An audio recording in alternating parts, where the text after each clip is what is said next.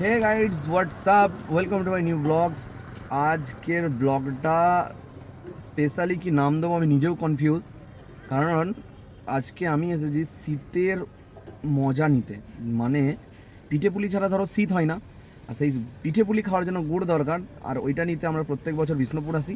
আর আজও এসেছি। আগের বারে আমি, জসিম ভাই, হিলাল ভাই, আমার দাদা, এই কজন এসেছিলাম। আজকে আমি, আমার দাদার বন্ধু এসেছি। সবাই ব্যস্ততার কারণে আসতে পারেনি, কারণ কাজ চোখের চাপ বেড়ে গেছে। আজকের ব্লগটা হবে সেই বিষয় নিয়ে। চলো আগে আগে দেখা যাক কি হয়। সকালটা শুরু হলো এরকম একটা কুয়াশা ভরা রাস্তায়। আমরা পৌঁছে গেলাম কৌশিকদার বাড়ি। কৌশিকদার বাড়িতে নামলাম, নেমে কৌশিকদাকে আগে থেকেই বলে রেখেছিলাম, কৌশিকদা তুমি প্লিজ একটু রেডি থেকো, কারণ আমাদের অনেকটা রাস্তা যেতে হবে। কিন্তু আমরা বাড়িতে গিয়ে দেখি কৌশিকদা তখন চান করছে। যাই হোক, কৌশিকদার বাড়িতে গেলাম। কৌশিকদার বাড়িতে প্রথমবার গেলাম, গিয়ে দেখছি কৌশিকদা এই পাখিগুলো পুষেছে, খুবই সুন্দর। এরা বাড়িতে থাকলে দারুণ কোলাহল করে, আর দেখতে তো কত কিউট, দেখতেই পারছো। আমারও ইচ্ছে করে এরকম পাখি পুষতে, কিন্তু আমি বেশিরভাগ সময়টা বাড়ির বাইরে থাকি, তাই ঠিকঠাক এদের কেয়ার নিতে পারবো কি না এইসব ভেবেচিন্তে কোনোদিন এসব ঘরে আমি নিয়ে আসিনি। তবে আমি খুবই পছন্দ করি। যাই হোক, কৌশিকদাকে নিয়ে আমরা বেরিয়ে পড়লাম। সকালবেলায় আমাদের 12 নম্বর রোডটা কতটা খালি থাকে সেটা যারা সকাল সকাল এই রাস্তায় রাইড করে বুঝতে পারবে, কারণ বেলা হলে তো যাচ্ছে তাই অবস্থা। তারকেশ্বর গেটটাও আজকাল যেন আমাদের পোড়াবাজার অথবা কামারকুণ্ডুর মতো হয়ে যাচ্ছে, খোলা পাওয়া মুশকিল। তারকেশ্বর গেট থেকে বেরোলাম আমরা এখন 26, এই যে কাবলে ক্রস করছি, আর কিছুক্ষণের মধ্যে আরামবাগ পৌঁছে যাব। সকালে রাস্তা খালি ছিল, তাই একটু স্পিডেই যাচ্ছিলাম। যদি নর্মালি আমি এত স্পিডে গাড়ি চালাই না, মানে 80-র ওপরে। আর এই দেখো পৌঁছে গেছি আমরা বনলতা রিসর্ট। বনলতা রিসর্ট পুরো সকালবেলায় খালি ছিল। জানুয়ারি মাসে এতটা খালি বনলতা রিসর্ট দেখা যায় না, যদিও আমরা লোকাল, তাই একটু সকাল সকালই পৌঁছে গেছি। এখন আমরা যাব নাস্তা করতে বনলতায়। বনলতার অল টাইম ফেভারিট আমার আলু কা পরাঠা, আর ওই আলুর কা পরাঠা খেয়ে আমরা বাকি রাস্তাটুকু যাব। এখন ভেতরে গেলাম, প্রথমে ওয়াশরুম, আর তারপর একটু বাগানের ভিউ দেখাবো তোমায়। দেখো কি সুন্দর ফুল ফুটেছে। আর এই ফুল, এই সিনটা এখানে দেখতে গেলে তোমাকে শুধুমাত্র শীতকালেতেই যেতে হবে, তাহলে তুমি এই ভিউটা দেখতে পাবে। বাকি অন্য সময় ফোটে, কিন্তু এইভাবে ফুল ফোটে না।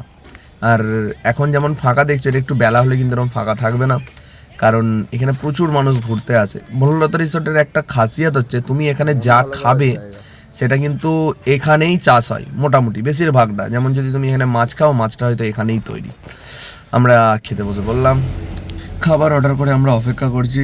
অপেক্ষা করার সময় আমার পিছনে একটা ভিউ ছিল, মানে ওই সেই খেলনাগুলো, যেগুলো থেকে আমরা ছোটোবেলায় প্রচুর বায়না করতাম। এই দেখো, এইগুলো থেকে ছোটোবেলায় প্রচুর বায়না করতাম মেলাতে যখন বিক্রি করতাম। বাকি আজকে সময়ের সাথে সাথে এইসব জিনিসের কোনো শখ নেই। যাই, এটা দেখতে দেখতে আমাদের চলে এলো আলু কা পরাঠা। যখনই বলতে যাই, আমার সব থেকে ফেভারিট এই আলু কা পরাঠা। যদি তোমরা কখনো যাও তো আলু পরাঠা ট্রাই করো, আশা করি ভালো লাগবে। ওখান থেকে নাস্তা করে আমরা এন্ট্রি করলাম জয়পুর জঙ্গল।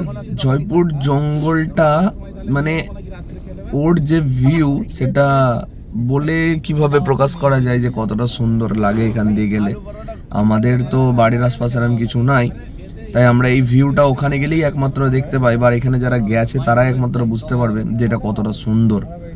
আমি রিকোয়েস্ট করব, যারা গেছো তাদের তো, তারা তো যাবেই, আর যারা যায়নি তারাও যেন একবার যেয়ে দেখে আসে যে জঙ্গল কতটা শান্তিময় জায়গা। এখানে অক্সিজেনের লেভেলটা বা অক্সিজেনের কোয়ালিটিটা তুমি ফিল করতে পারবে আমাদের এদিকে থেকে কতটা বেটার।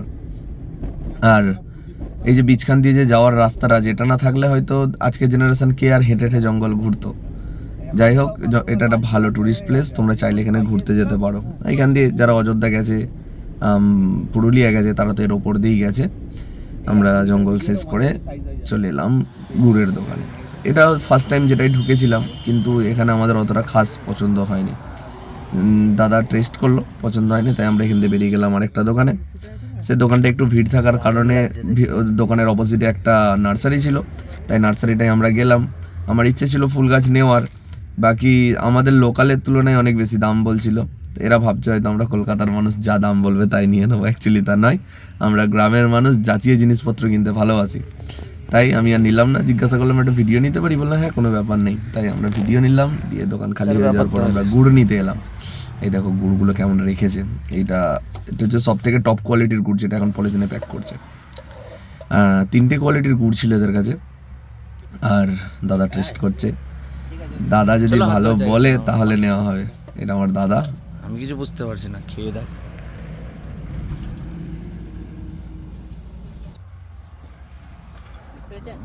গাঢ়ই তো আছে।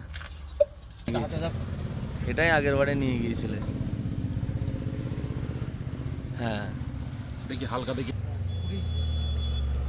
কিন্তু লাগছে সেই যে যাই হোক, দাদার মত হলো গুড় নেওয়ার, আমাদের গুড় পছন্দ হলো। আর এখান থেকে গুড় না হয়ে গেলে যাবো আমরা আরেকটা বন্ধুর সাথে দেখা করতে। চলো সেটা দেখাচ্ছি তোমায়। আজকে এসেছি ঘুরতে বাঁকুড়া। তো বাঁকুড়ায় এখানে আমার কিছু বন্ধু ছিল। আমি যখন ধান কাটা মেশিন চালানো শিখেছিলাম তখন এই সাইড মানে এখানকার জমিগুলো কেটে আমি এখানে গাড়ি চালানো শিখেছিলাম। তাই এখানে আমার একটা অনেক স্মৃতি জড়িয়ে আছে। এখানে যে এজেন্টের কাছে গাড়ি ছিল বা যেসব মানুষগুলোর সাথে রোজ ওঠো বসো হতো, আজকে অনেক দিন পর তাদের সাথে দেখা হলো। হেভি ভালো লাগছে এত অল্প সময় কাটিয়ে। মানে ওরা অনেক রিকোয়েস্ট করছিল থেকে যাওয়ার জন্য, থাকলে হবে না কারণ আমি একা আসিনি, আবার কাল আমার ভাড়াও আছে কলকাতা। দেখা যাক। এদের দিকে এখন আলো ভেঙে ফেলেছে, এই দেখো। আমাদের দিকে তো এই জাস্ট আলু বসানো হলো, এখনও ভাই শেষ হয়নি সবাই, কিন্তু এদিকে আলু ভেঙে ফেলেছে। এদিকে চন্দ্রমুখীর বাজার অতটা নেই, এখানে আলু চাষ হয় পোখরাজ, মেনলি পোখরাজ আলু ভেঙে ফেলেছে। আর এই যে বন্ধুর বালির খাদান, বালি লোড হচ্ছে।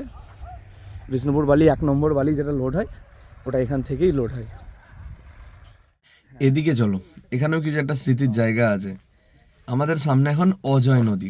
ওই যে নদীটা তোমরা দেখতে পাচ্ছ, এটা হচ্ছে অজয় নদী।